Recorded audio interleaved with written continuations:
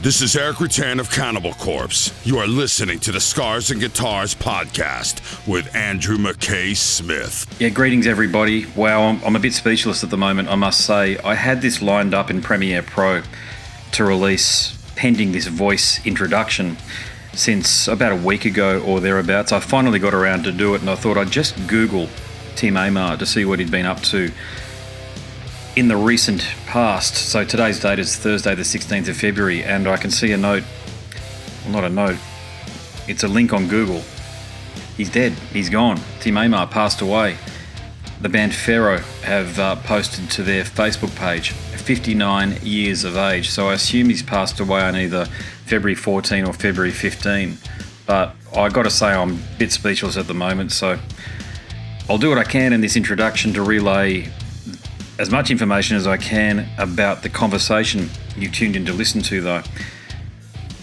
The chat occurred back in May or June of 2017. It was all down to my curiosity. I've been a huge fan of the Control Denied album, The Fragile Art of Existence, ever since it came out, as a matter of fact, back in 1999. I remember reading about it in Metal Maniacs, and the great Steve DiGiorgio was on it alongside of Chuch Schuldiner and this guy, Tim Aymar, the fellow with one of the greatest voices in the history of hard rock and heavy metal.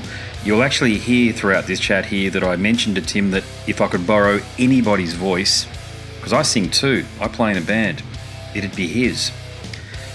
So God bless Tim, God bless his family. I don't ever feel as though Tim Aymar has been given his due recognition as the fella that not only had the last word in Chuch Schuldiner's considerable legacy, but as a vocalist in his own right, forging the genre in his own way. He has an enormously powerful voice. If you're yet to hear the Control Denied album, go across to Spotify and have a bit of a listen to it. Before or after this, either way, just have a bit of a listen to it. I believe, and I didn't ask him this question, but long term he would have been the vocalist in all of Chuck's projects, whether that be Death or Control Denied or anything else that would have come out of the imagination of the great Chuch Schuldiner, pending personal disagreements. And you'll hear that it wasn't always plain sailing between Chuck and Tim.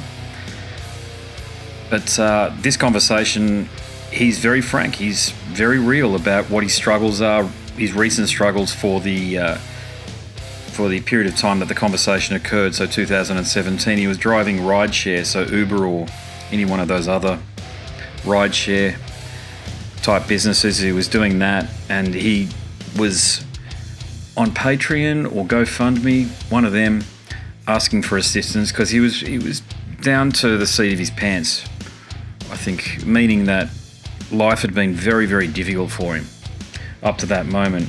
And he's another guy that I just couldn't fucking believe that the metal mastheads that are out there, being Decibel, Metal Injection, all of that shit, that they hadn't reached out to him to gain his insight. Now that they might have. I might have just missed the article, but believe me, I've searched for it and I can't find anything. But he's just an enormous talent, and I'm very sad that he's lost to this earth anyway. May he continue to reign supreme in the next, that's for sure, with that almighty voice of his. So yeah, this chat is a huge deep dive into his thoughts.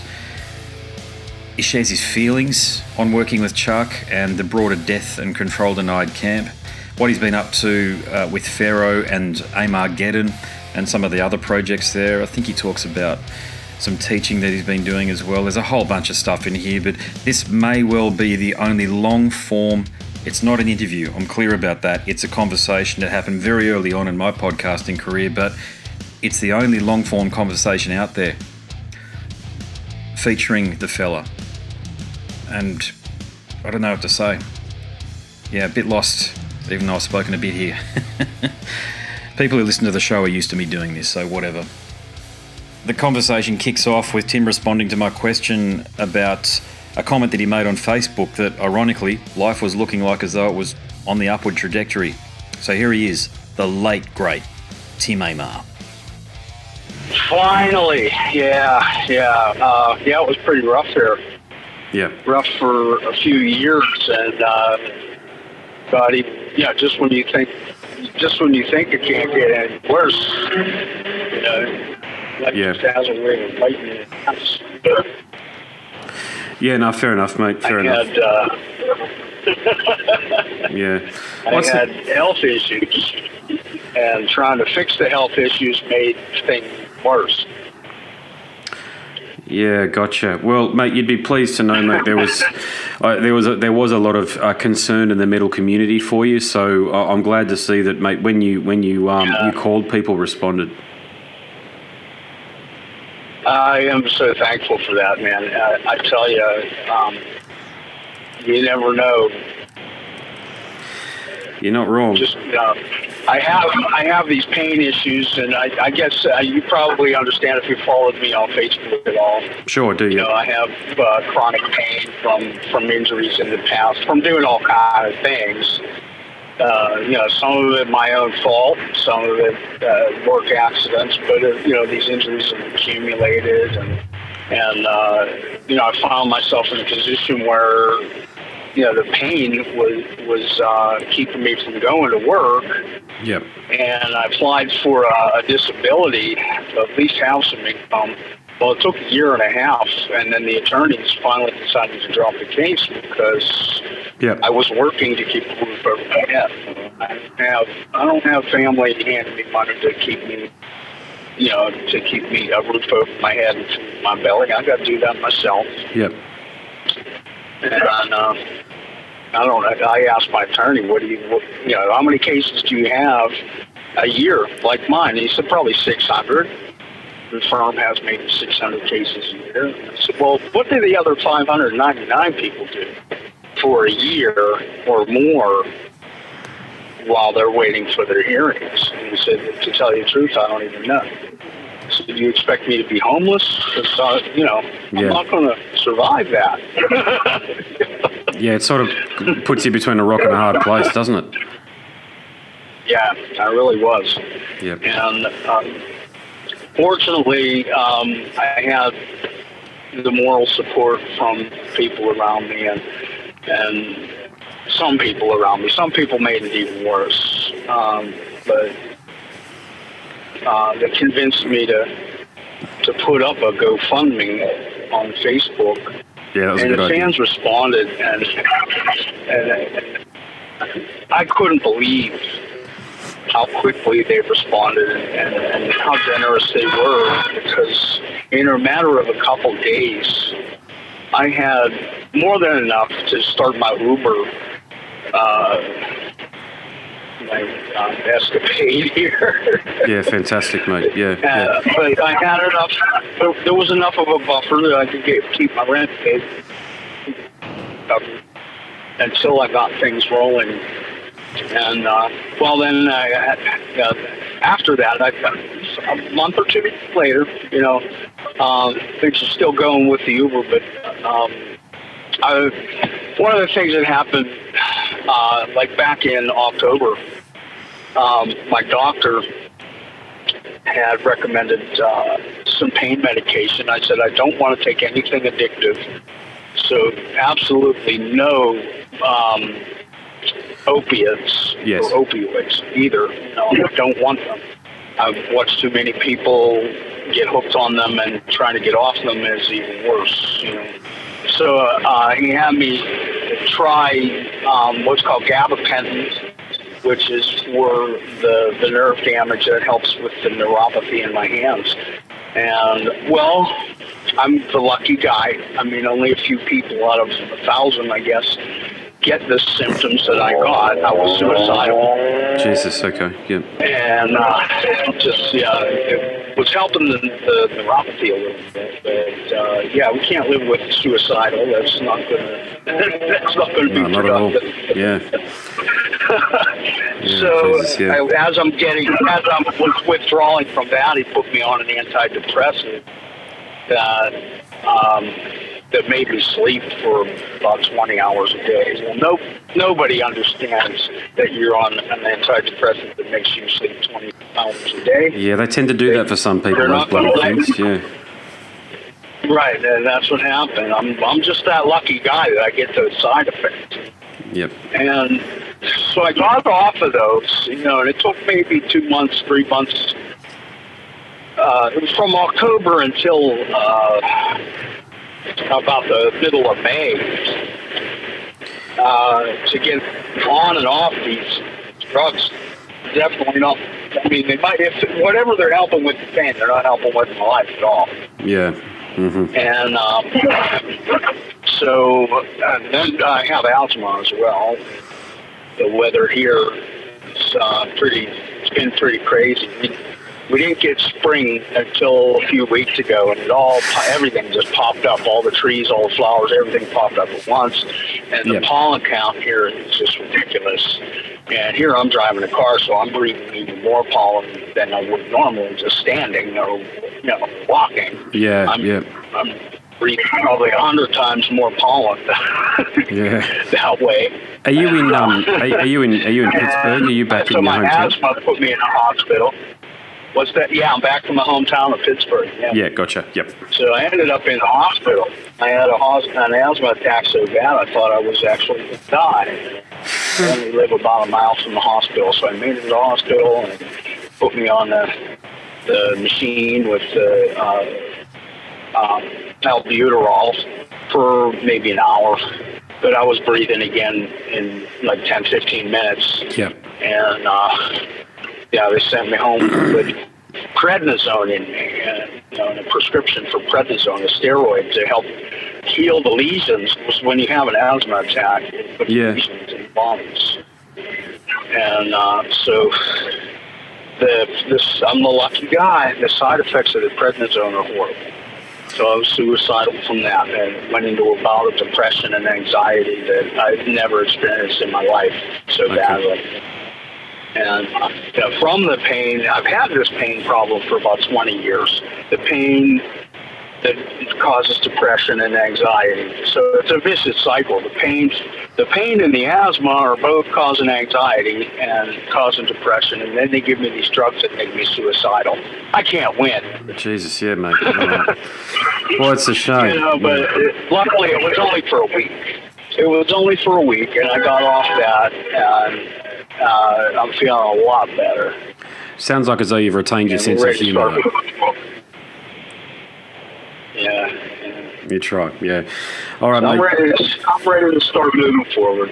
No, good on you, mate. No, good on you. Well, not that I speak for the metal community globally, but I certainly speak for myself and my family, mate. So from me and mine to yours, mate, wish you all the very best moving forward because you certainly deserve it. And thank you. I've got a ton of questions to ask you about your wonderful career, but, one of the, I don't know whether you call it an injustice or a tragedy, mate, but I've said this to many people, but you possess the voice that I personally would like to have, and I do a little bit of singing and playing the guitar, and I'll certainly play the guitar and play bass, and I do a little bit of singing, but your voice is one that is unique and it is standalone. It is a voice I'd like to borrow, if you don't mind me saying. So it's a tragedy that you can't use it more and be on more metal releases, because I know there's a ton of people out there that would like to hear you on more releases than what we've got access to currently. Yeah, I'm working on that. I mean, over the years, I've guested on a lot of records for people all over the place, and I would like to get into doing more of that. I have to get myself right now into a position where I have a studio. I've always had a studio that I live in. Or one close by that I work in that, I can do these little projects on the side and my own projects. So I'm kind of stalled out right now as far as doing the recording of the vocals because, naturally I have to make noise to do that. And I'm in a hotel, so it's not conducive. Yeah, gotcha. But, I have a friend right up the street who has a recording studio. And the recording studio that I used to work at, it's now called Tonic. It's called Soundscape when I worked there. And I've been talking with Doug Casper, the owner there, and we've been friends for about 25 years. And we started our studio together, and it's really grown, and it's all modern and updated now. It's all digital. And we've been talking. I was out at his place last week to talk about coming back to the studio, getting on the staff again. Yeah, awesome. So I'll have an outlet. I'll have that available to me soon. Yeah. Meanwhile, I'm doing mastering for bands. Okay. There's a band in Costa Rica sending me their project to do mastering. So I've been working on a few things here or there, and I'm ready to start up Aymar again. You know about that? Yes, of course. Yeah. That's one of Ben's own questions about. Actually, tell us about what's going on there. Well, I decided it was time. I'd spent all my life. I'm a big fan of guys like, the Beatles. They're totally self-contained. They were musicians who had a studio available to them, and their writing all the way. The whole process was done on their own. And then, then along came guys like Prince who were producing themselves, and other bands started producing themselves. And my career has led me to that. I've been a musician professionally since I was about 15, playing in the clubs in Pittsburgh, and then graduating through ranks to where I am now. And I did the same with my engineering career and my teaching career. I was a voice teacher for about 14 years, and I worked in the recording studio altogether for about 20 years, I guess. Yep. And it's time for all that to come together. So I decided that I would start my solo project, and we'll start off with covers. And cool. For the first record, to make it easy on everybody. I have friends all over the world that play guitar and drums and bass and keyboards. And I said, you know what? There's all these people that I've always wanted to jam with and never got a chance to. Well, we're in the digital age now. We can do that. Almost every musician out there has some way of recording themselves. So, I'll work up the tracks, I'll work up the drums, and then, what other rhythm tracks. I'll work up the rhythm tracks and send them out. And to guys like Jim Doffa was one of the first guys that I sent stuff out to.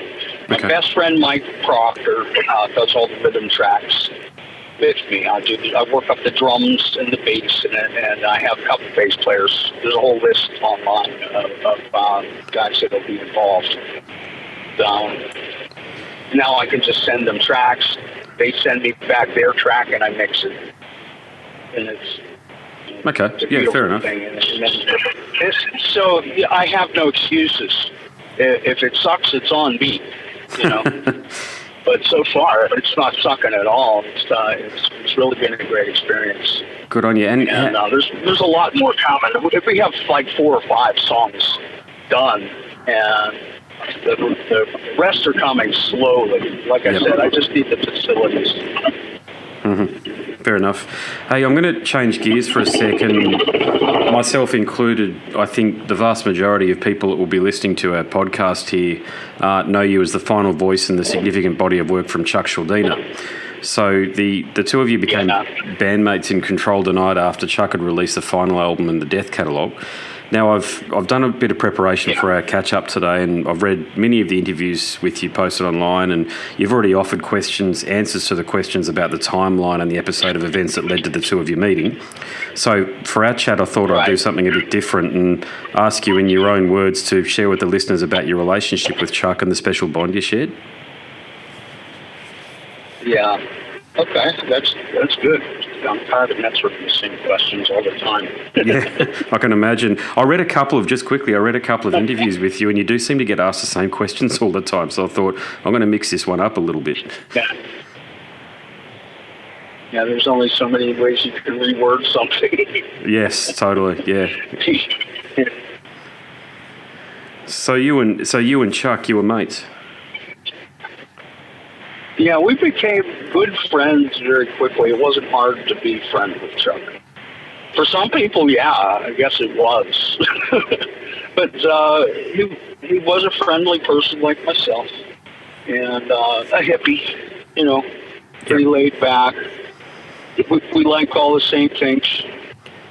Good food, family, that kind of thing. Yep. And we just hit it off. We hit it off. And there was a strange connection with some people. It's not like, it's not like we were constantly in communication. There was, when we first met, it was, 96, 97. And I did the audition in 97, 3-song demo. And that's, in that time, we had talked enough on the phone to form a bond. When I got to Florida and met him and the guys in the band, it was like coming home. It felt like that. It wasn't like I was going to meet my new boss or try to fit in with this new band. It felt like I was coming home. And just from there, I mean, we lived in his home. He invited me to live in his home while we worked. And like I said, we like a lot of the same things. I'm a coffee lover. We get up in the morning and have a nice strong cup of coffee and a bagel with cream cheese, and call the radio station and order up some Southern rock. You wouldn't think that big bad metal guys were into Allman Brothers and Leonard Skinner. But yep. That's what we lived. Those were our heroes too, And so we'd like listening to that stuff and howling along to it in the morning. That's a good way to wake up. And then we'd hit the studio. And a funny thing about my relationship with Chuck, and I have a few friends that it's the same way.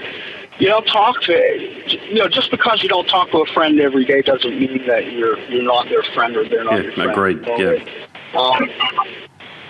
And maybe, a few weeks, a month would go by, and I'd be like, you know what, it's time to give Chuck a call and touch base, see how he's doing and what's going on.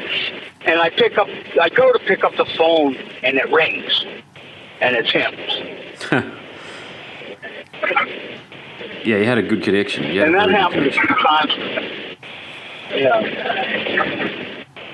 So, I mean, we had our arguments, but not over anything serious. We had one argument. What was that about? A garbage can. Well, if you're going to argue about anything, it's as good as it. Yeah. Well, I was down there to rehearse with the band before we went into Morrisound. We were rehearsing and finishing up the last demos because we still had a few songs to finish the demos on before we went and recorded them. And so I was staying at Chuck's, and I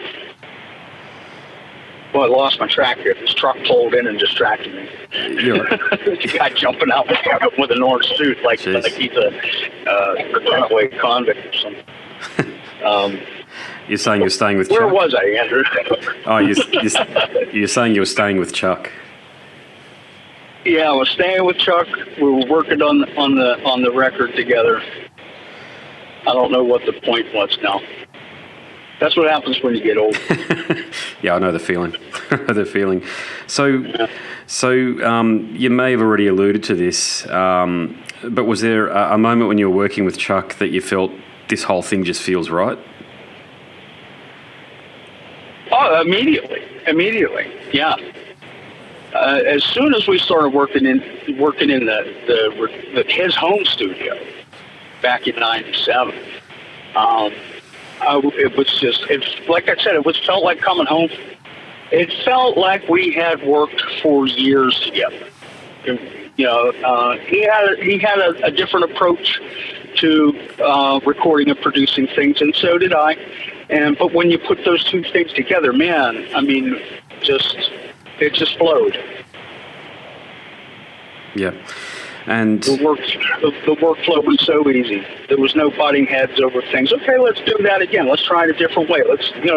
And it just flew by. And we got our demos done. We were expecting for it to take a whole week, but 3 days, bam, we're done. Yeah, fair enough, mate. And Oh, the garbage can. I was talking about the garbage can. That was funny as hell because as I'm down there and we're working out the last few demos and rehearsing with the band at night, he's paying me per diem, which is sort of an allowance. Yep. And so I noticed that when the guys came over, we're drinking a lot of beer. We got the band and friends coming over, and we're drinking a lot of beer, and there's never enough garbage cans to hold all the bottles and cans.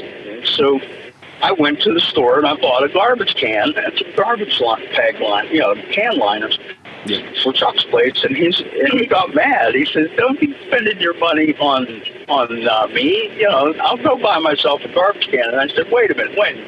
You don't tell me how to spend my money. If I want to buy my friend a garbage can, I will." That's the only thing we ever thought about. It wasn't even a fight. Yeah, gotcha. Yeah. So it was a disagreement, but it sounded like two brothers fighting, if you don't mind me saying. That's the sort of thing brothers fight about. Yeah, it was a very brotherly fight. Everything about the band was very brotherly. Chuck was he was very family oriented. Do you have a relationship with his sister Beth Ann and with his mother Jane? I had the good fortune of staying with them, and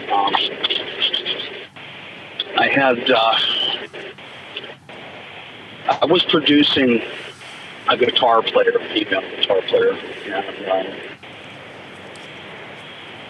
long story short, we ended up getting married.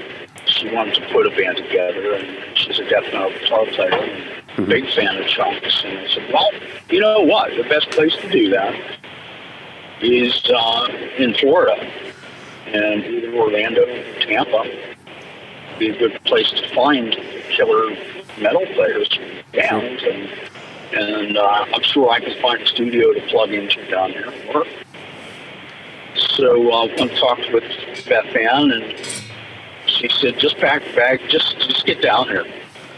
Just get down here. I'll help you get things going." And so we got down there, and Beth Ann is a property manager, so she worked on a sweat equity agreement with me to be a caregiver or caretaker or whatever you call it, a groundskeeper at one of the homes that she was managing, one of the properties she was managing. So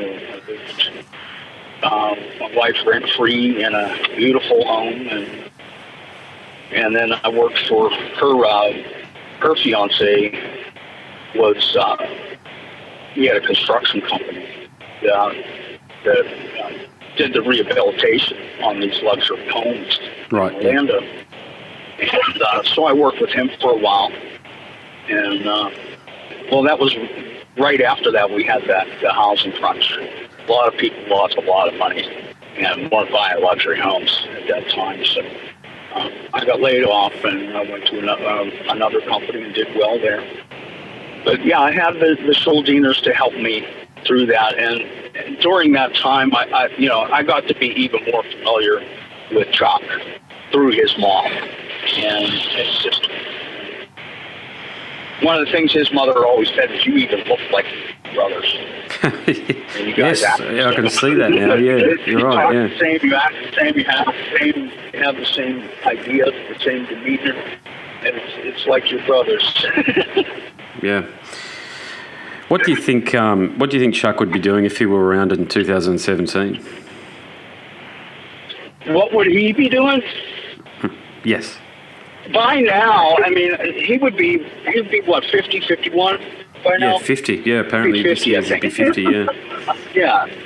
Yeah. I'm 50, and he would be 50 now. And our plan was, last we spoke about it, our plan was that we'd be retired by now and racing our yachts. That's what we'd be doing. Yes. That sounds like a good life, mate. Yeah. That was our plan. Yeah. Can you describe the music on what would have been the final installment of Chuch's legacy, the album When Man and Machine Collide? Because I understand this is an album that will never be released. Yeah, unfortunately, I mean, and I've tried to explain this over the years, what was happening a bit, and no one seems to grasp really what happened there. Yeah. We got caught up. He wanted that album. First of all, he had to fight a battle to get us off of nuclear blast. He had to fight that battle while he was battling cancer. Yes. And then it got us on that Armageddon. And when he took a look at their assets and everything, he said, wait a minute, they don't even have the assets to back up this contract. That's fraud. We need to get out of this contract. And then he died.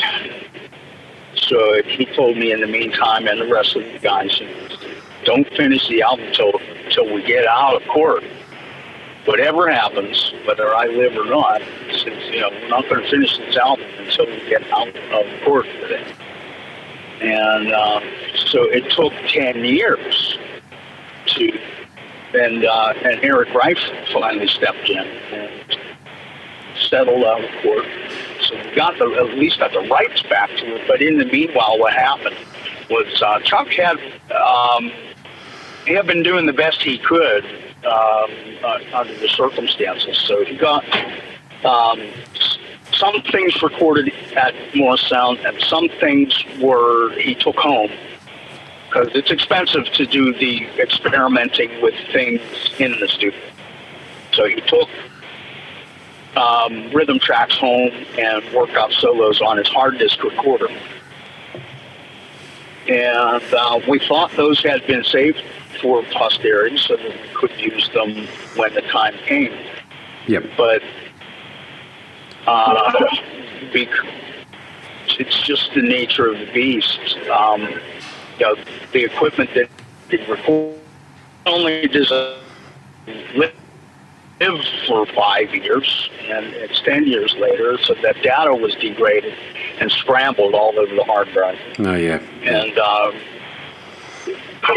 Richard took it to a specialist and tried to recover as much data as we could, but it's like a giant jigsaw puzzle, and we don't know which pieces were meant to be kept and which were meant to be thrown away. Yep. So there's just too much damage to the data to even try to reassemble it and make a good product of it. Yeah, gotcha. Okay. The bottom line, Chuch was very tough on fault and things. So we're not going to put out a piece of crap just for the sake of putting it out. Yep. Oh, well, that explains that then. Yeah, no, thanks for offering a summary on that one. Yeah. I'd read bits and pieces on the web, interviews with yourself, with Eric, even with Jim Morris, I think, has even offered a quote about it. But I think that puts a full stop on it all. It's unfortunate, but I think the way in which yourself and the other co-contributors honour Chuch's legacy is not releasing something that shouldn't be released, and that's certainly what you've got right there. Shouldn't be. Yeah, it really shouldn't be, because the tracks that I have, they're demos, and we all understand what demos are. They're not meant to sound good. They don't represent the finished product very accurately. Yeah, fair enough. And you're just trying to get the ideas out. You're not worried about how it sounds. If there's a little imperfection here and there, who cares? Just get an idea out so you can hand it to the specialist who's going to play the bass or the drums and do the singing. Yeah. And the fragile... The demos are nowhere near that quality. Yeah. Oh, well, yeah. Well, that's that then, I suppose, isn't it? I mean, it's a shame, but I really, again, I'm not speaking for the metal community, just for myself here, but I really appreciate that you guys haven't tried to release demos and dress them up as a final product, because it was never what Chuch was all about. And I mean, you can always really, and yourself as well, I've listened to the Pharaoh albums that I could get access to and the like. It's all about high quality output, giving the fans the best quality material at the time, and demos certainly aren't that. Yeah. Everybody knows I'm a perfectionist, but So the somehow, go ahead. You're right. Oh, I was just going to ask about the Fragile Art of Existence, because that's an album it still is ahead of its time, my opinion, and certainly in 1999 when it was released, it went over a lot of people's heads. So the older I get, it seems to sound better, and there are aspects of the arrangement of each song that only become apparent the more that I listen to it. So what's your take on the album now that it's almost at its 20th anniversary? Wow, yeah. It's, I mean, when we first did it, we knew it was different, and we were going to catch a lot of criticism about it. There wasn't really much to compare it to because it was basically a death metal band with a power metal singer, but not singing in the power metal style per se. Yes, agreed. The style, the singing style was foreign to me even, and it took me a while to catch on to the way it's kind of like Chuck took the death metal phrasing, the way he would phrase things as a death metal guitar player, singer, and he phrased it that way, but then I melodicized it, and so we came up with a unique approach to, like not a new genre, but then over the years we've heard other bands doing kind of that thing, a progressive death metal band yes. with melodic vocals. We hear more and more of them every day. Yeah, I think you mixed up that scream that you've got. Alluded to a lot of what was going to happen within the vocalists. I don't know whether they borrowed it from you per se, but the vocalists in the metalcore genre will have a clean vocal and then they have that scream or that shout. And you were doing that on that album, and I don't really recall a lot of it. I've been listening to metal for 25 years or so, and I don't really recall a lot of albums that sounded like that at all. There might be out there, but I certainly can't recall one right now as I'm talking to you. So it was a very innovative record. The idea was to, when we talked about our influences, I'm influenced by thousands of musicians and singers, everyone from Paul McCartney and Smokey Robinson to Rob Halford and all the classic metal icons, Yep. And the idea was to put all that in a bag and shake it up. And exactly. Look, there was an interview that was an interview and a feature on the band that was published in Metal Maniacs magazine in that same year, 1999, and I wasn't aware. I've only recently become aware that you actually obtained the role of the frontman of Control Denied over the voice of metal himself, Rob Halford, and back in that Metal Maniacs magazine, they actually referred to you as the voice of metal, and I thought, God, that's a lofty title to give somebody. Then I heard you singing, and I thought, okay, now I get it. That scares me. I have to live up to that. Well, you do that. You do that well, but how do you feel that you obtained a role over the metal god himself? I don't know. That's that's really an honor. So, and I've been working a long time, and it's never been my goal to be like the best singer in the world. It's just, I work to, everything I do is just to be a little bit better the next time I do it.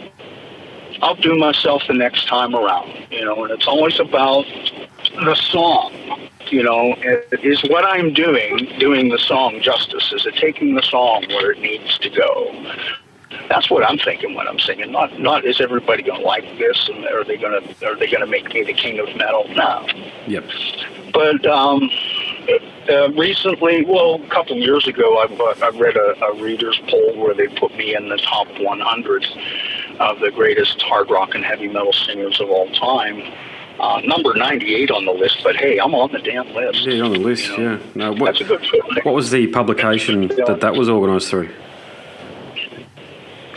I don't know. I have a link to it that I post every once in a while. Hey guys, check this out. Remember to vote on me, vote for me on the next readers polls. Because guys like me get forgotten when it comes to that, you know. I agreed. We're not, you know, I'm an underground metal singer. You're not necessarily going to turn on your radio and hear Tim Aymar singing on the radio. You're never going to, you know, unless you're in Europe. So there are stations in Europe and around the world that play heavy metal, and they play Control Denied and they play Pharaoh. But in the United States, I don't think you're ever going to hear it. Yeah, no. Yeah. So I'm an underground singer. I don't know how I got on the same list as like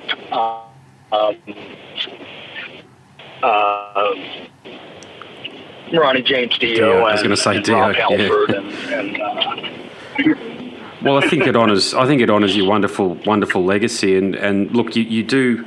As I mentioned at the beginning of our discussion, you are the final voice in Chuch Schuldiner's often overwhelming legacy because, you know, Chuck in his own way, you know, this might sound a bit ethereal, but he's long gone. I mean, he's been gone well over 15 years now, but there are so many YouTube interviews and the like posted with him. He almost is still death metal's preeminent spokesperson and representative, and you hold the last word, if you like, in his legacy, as I say, mate. So I think there's also a lot of reverence for the work that you've done out there, and I know, you know, I don't talk to a lot of metal fans in Australia about Control Denied. I definitely spread the word and try to convert as many people as I can, but certainly globally, and as proof positive of the response to your GoFundMe campaign, there is a lot of affection out there toward you. So, mate, we can only hope that you do appear on more releases, whether it be through Armageddon or Pharaoh or whatever it might be. That's good to know. You know, so Death DTA Tours is the name of a tribute tour and a show dedicated to honouring the legacy of Chuck and Death's music. Has it ever been proposed for the show to perform Control Denied and The Fragile Art of Existence, just songs, or even the album in its entirety? With the Death to All? Yeah, on the Death to All tour. Yep. That was a couple of years ago. Eric Greif asked me about doing it. We just couldn't get everybody involved, and of course,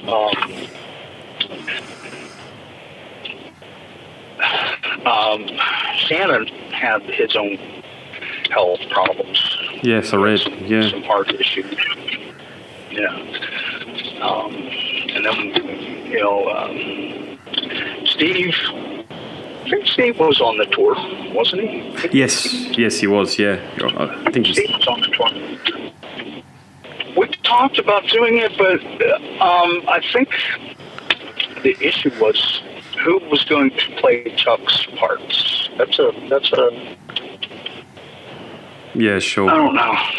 I mean, I'm sure a lot of the guitarists that have played with him could play what he plays and come close to the way he played it. And the average ear is not going to notice a difference. But there's just something about standing in his shoes that I don't think anybody really wanted to touch that. I agree. Yeah, but I ended up not doing it.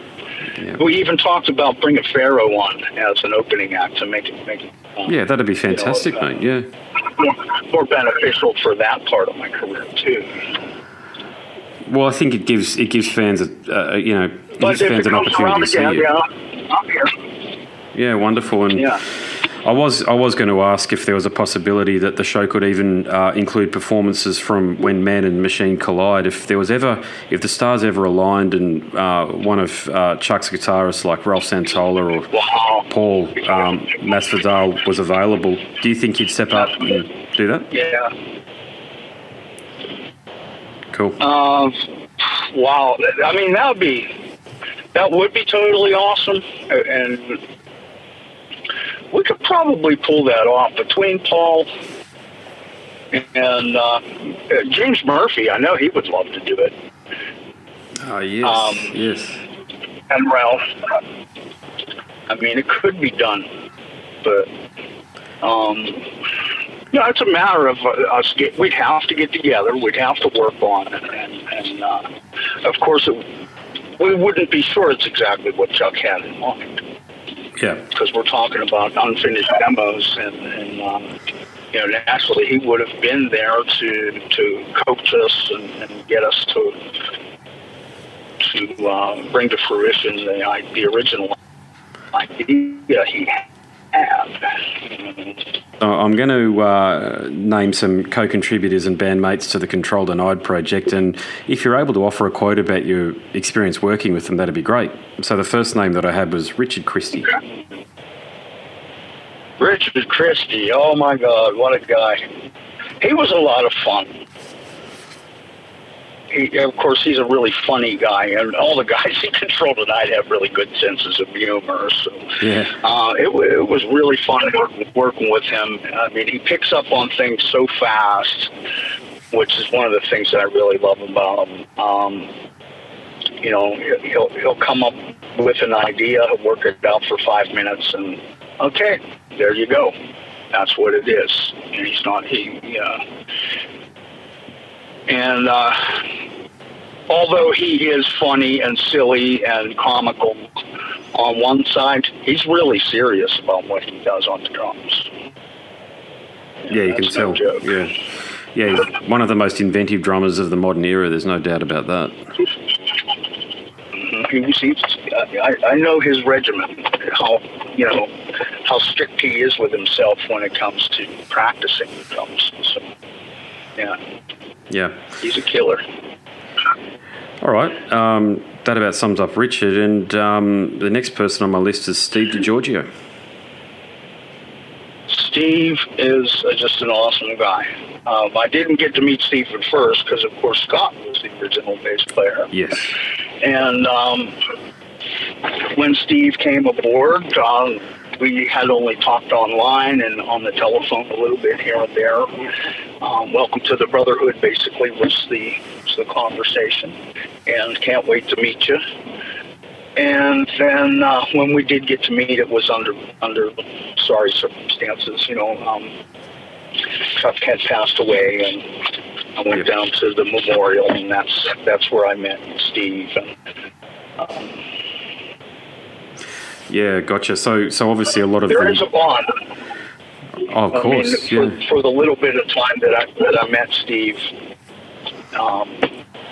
and for the reason that we got together, I guess there's a bond there that we'll have for life, I'm sure. And when he was involved with a project with an Italian producer and an Italian singer, and they were doing a rock opera, and they needed a singer to play the part of Lucifer. And I was the voice that came to mind. And Steve said, "Oh, I know the perfect Lucifer." So he thinks it. Very appropriate, yes. So he does think of me. Yeah, wonderful bass player too. Actually, I'm a bass player first and foremost, and I'm astounded at his playing on all of the Death record, the Death records he appeared on, and of course on the Control Denied album. It's phenomenal stuff.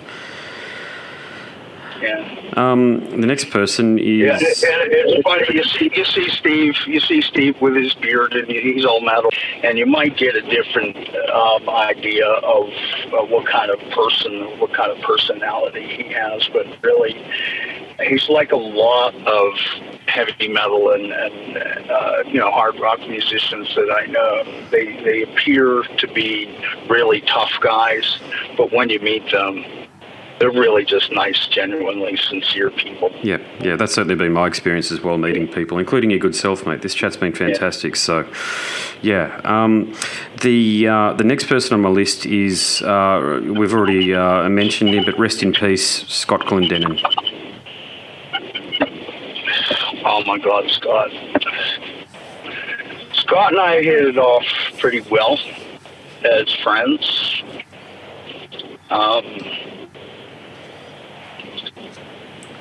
We even, after the rehearsals and after the recording sessions, Scott and I went to the amusement park down there and had a blast. and we talked about all kind of things. When we were done recording our parts, or just and just hanging out at the studio, talk about all kinds of different things, and he would confide in me about his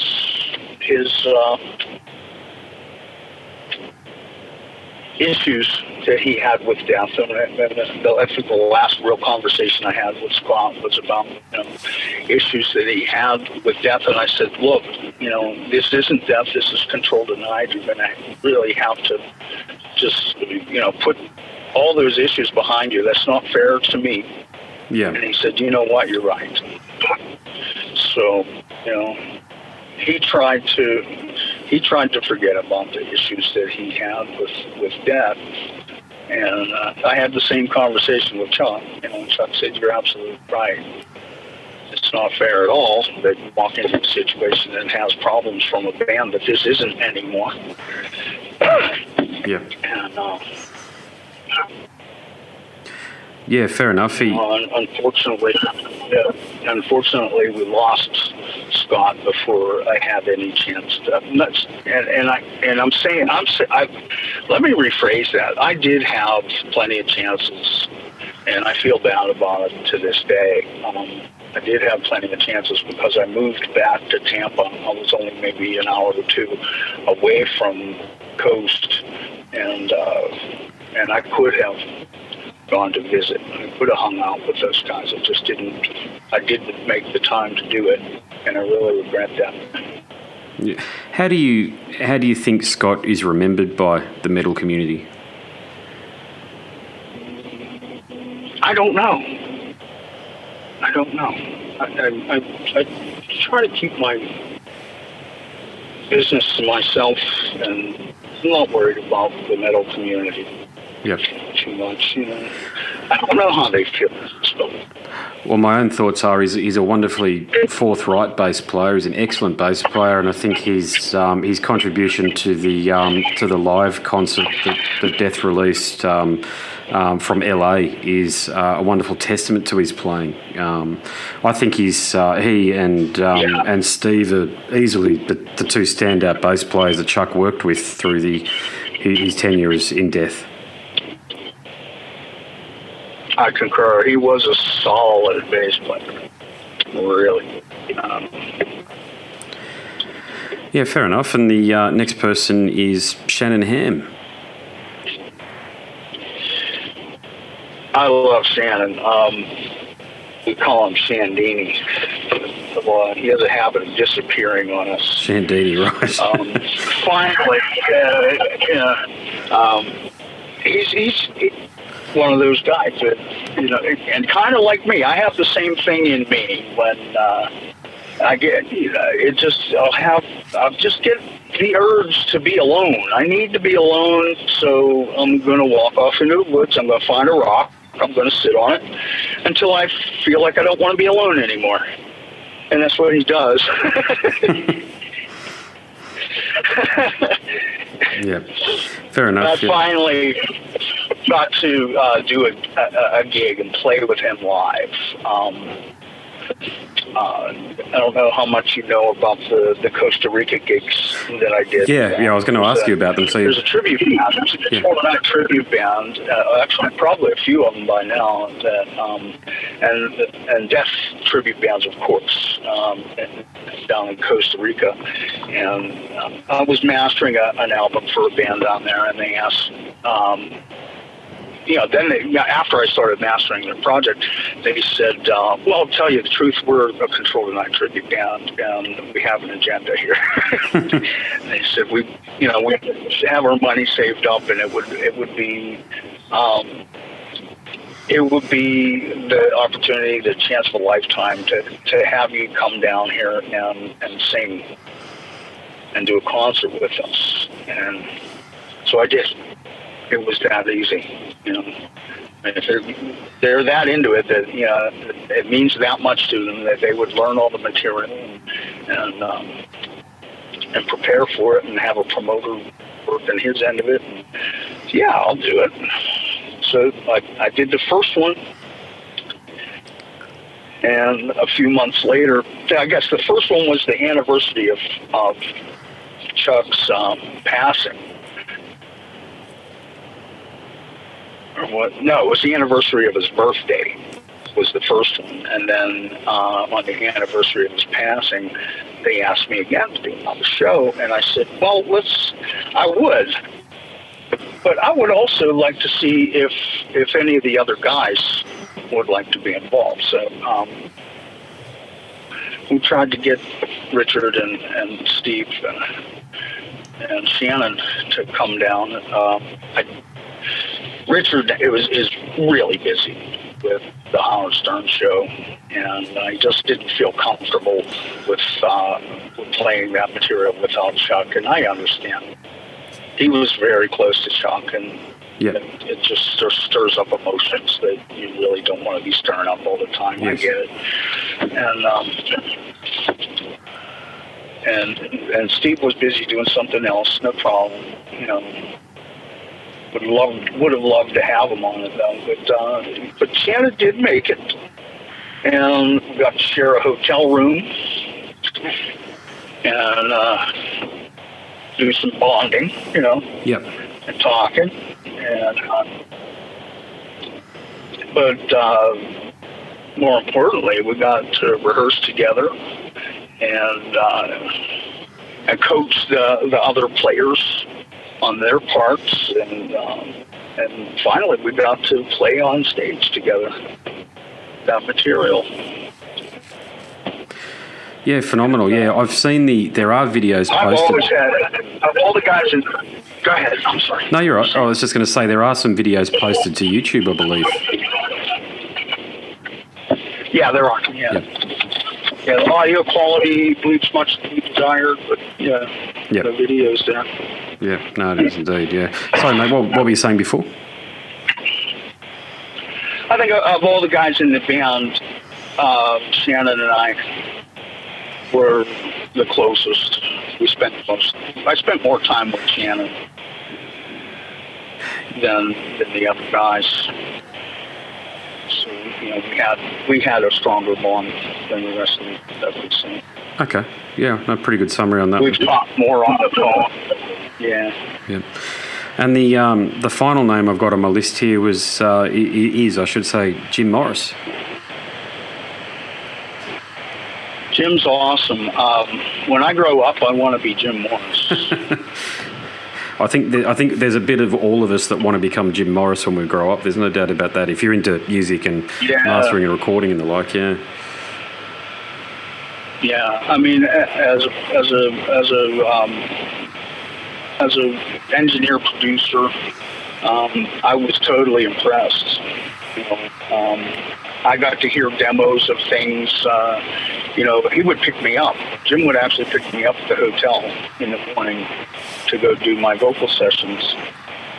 And on the way to the studio, he'd pop in a tape and said, "Here, listen to this. Tell me what you think. This is a band I'm working on. They're from wherever. I don't know, Nigeria or Switzerland or wherever. Just pick a point on the map." And I just listen and be like, wow. And that's a CDR. It's not mastered or anything. It's like, wow, pretty darn good. And so then I get to watch him in action while we're doing the vocal sessions, and I picked up a little bit of his production not a little. I picked up a lot of his production techniques as far as getting things done quickly. He would have me do 10 takes.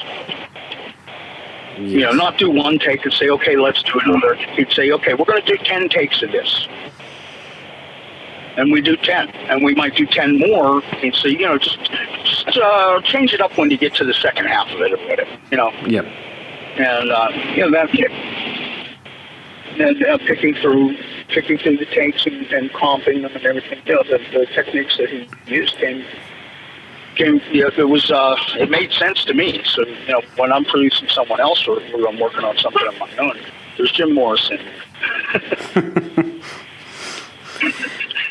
All right. No, that's a very good summary. And look, is there any aspect of your career to date that you don't feel has been given adequate coverage? Is what? Do you think there's an aspect of your career to date, whether it be with Pharaoh, Aymar, even Control Denied, that has been given fair coverage or adequate coverage? No, I don't think there's anything lacking. Oh, fair enough. All right. No, I just I do wish I was more active right now. You know. Well, I certainly. And that is about a change. Yeah, I certainly agree with that from a listener's perspective as well. Actually, just before I forget, sorry, what did you think of the video that was done for Sorry, I remember the name of the song any other time of the day, but of course it escapes me right now. Breaking the Broken, of course. What did you think of the video done for Breaking the Broken from The Fragile Art of Existence?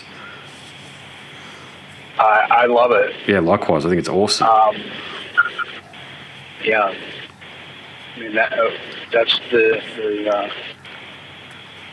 director's idea of what's going on in that song, and that's kind of the way Chuck wrote songs. Is he was very much anti-MTV, you know, Yes. and even though he had a few good videos on MTV, Yep. you know, he understood that music as an art.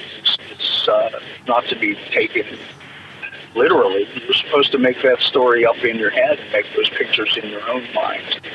You know, so a lot of people didn't get the theme of it, you know, and they didn't understand. Well, it does look like a cheesy old B movie, you know, for a reason.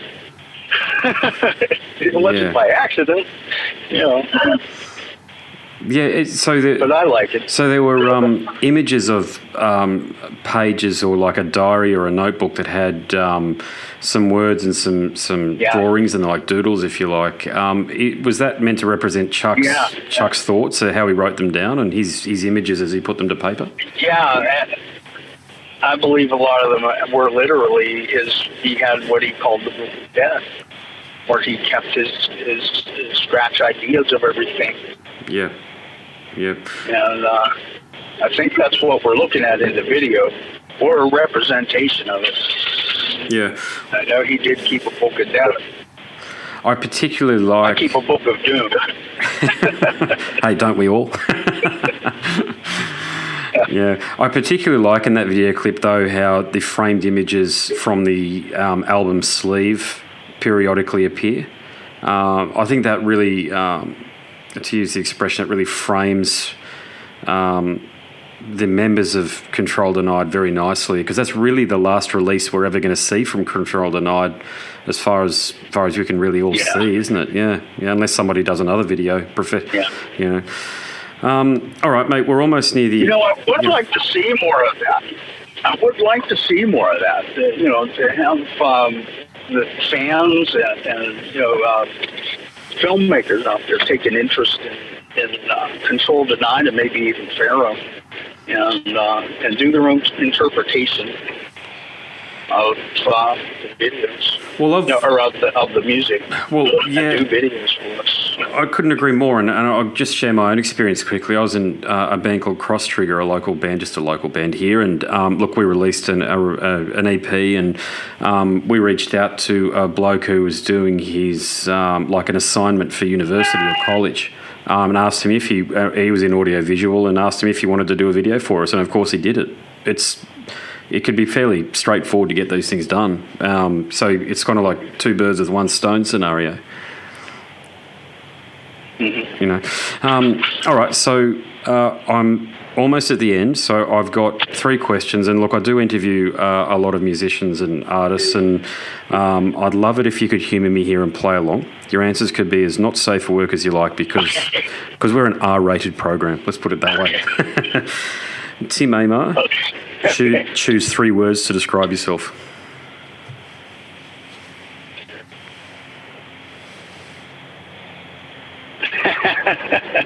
Passionate, sincere,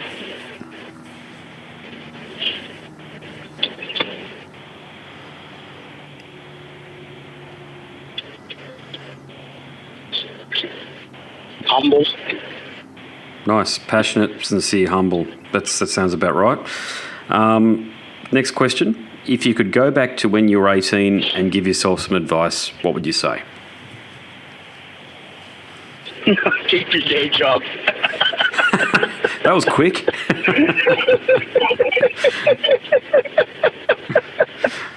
Yeah, there's a lot of life experience coming out in that statement, I can sense. All right, and my final question is, what 5 guests, living or dead, would you invite to dinner? Wow, okay. I want Chuck Yep. and Scott.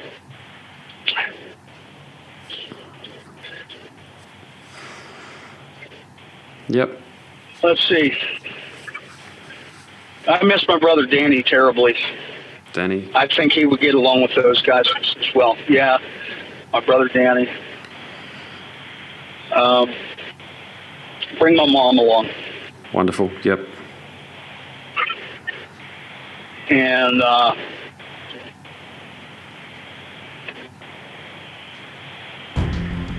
just let's bring Ronnie James Dio into the picture too. Nice. That would make it It's got a interesting party. yeah. No, it's a very nice and a very thoughtful list, mate. That one right there. That's what that is. Those are the people that I really looked up to. So that's it. The last word, Tim Aymar. God bless. Wow. He's no longer with us. I was always hoping that there would be some sort of a reformation of the original Control Denied members in that death to all thing that goes around, because all except for Chuck, they were still with us up until this moment in time. Tim Aymar, he's in the next world. Joined Chuck and many other greats. So that conversation happened back in May or June of 2017, very early on in my podcasting career. I'd yet to really master the art of the conversation, but I don't think it's too bad. I certainly think it's a fitting tribute to the great man. So if you like that chat, there are plenty more just like it over at scarsandguitars.com.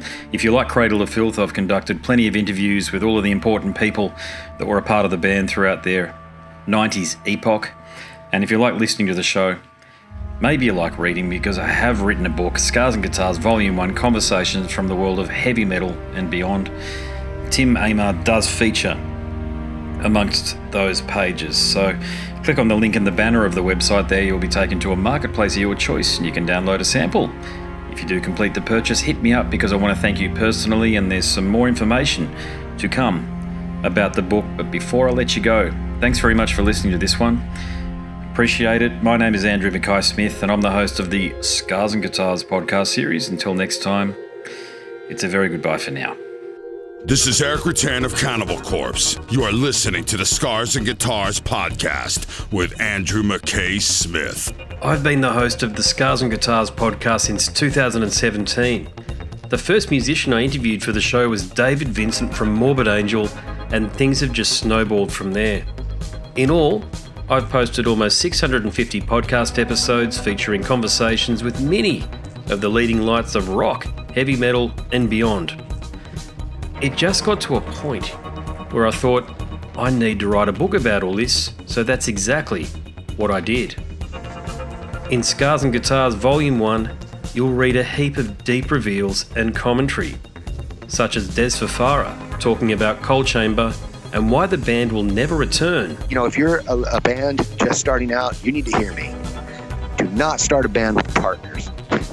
Ever. Yeah, wise words there. Sage advice, mate, for anybody. Don't ever, because I can't go do Coal Chamber right now unless I get others involved. Phil Anselmo talks about the episode in his career which gives him the greatest sense of accomplishment.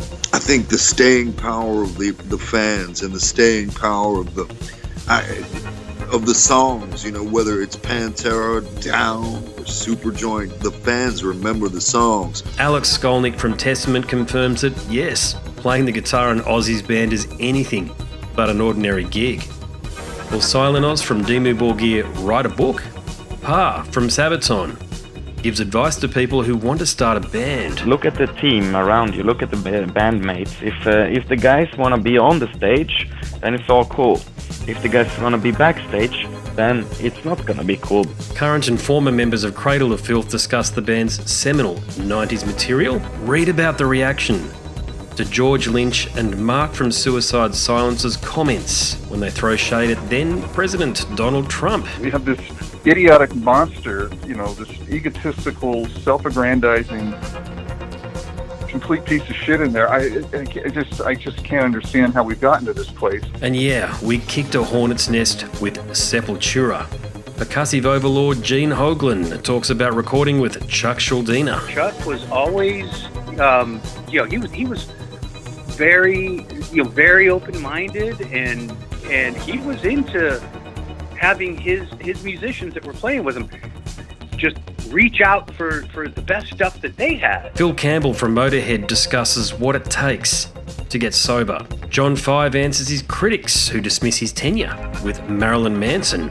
My name is John Five, and Manson gave me that name, and I had some of the best years of my life in that band and learned a lot. And we get the lowdown on Treyarch Zagtoth from those who would know, including his mother.